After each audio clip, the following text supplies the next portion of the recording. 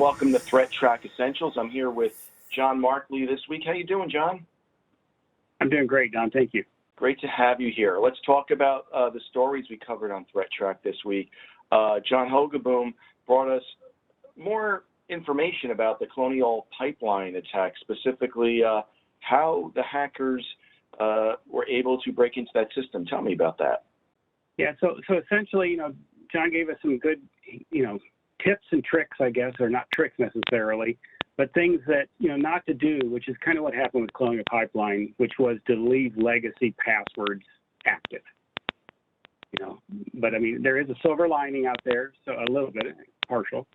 So, I mean, in the end, I think that this is a win maybe for us defenders. Right, and tell me about what that silver lining was.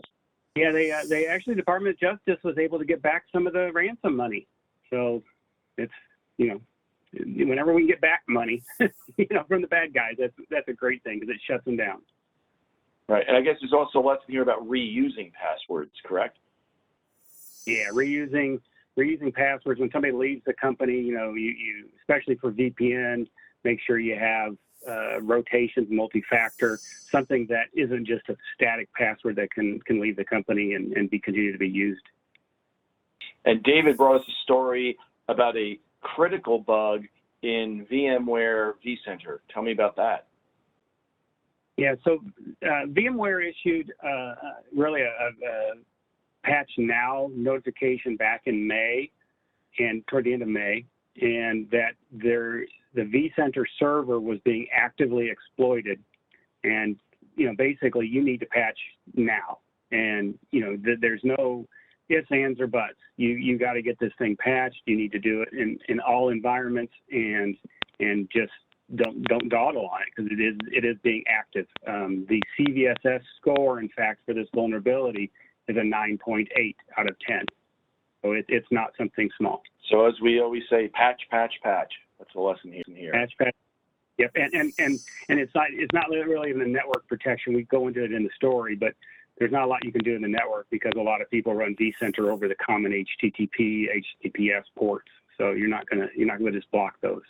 And finally, you brought us a story about privacy concerns with the UC browser.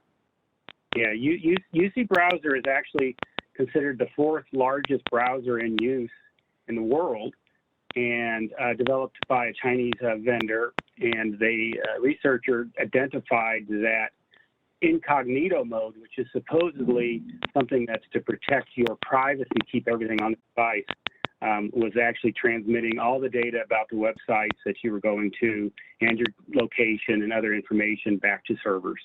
So how do you protect yourself from that? Don't use that browser. And it's really the story there is incognito mode is in some ways up to the browser itself to properly do. So whether this was malicious or negligent, you're relying on the browser to perform a task that, maybe it's not doing. Well, thanks for all that great advice, John.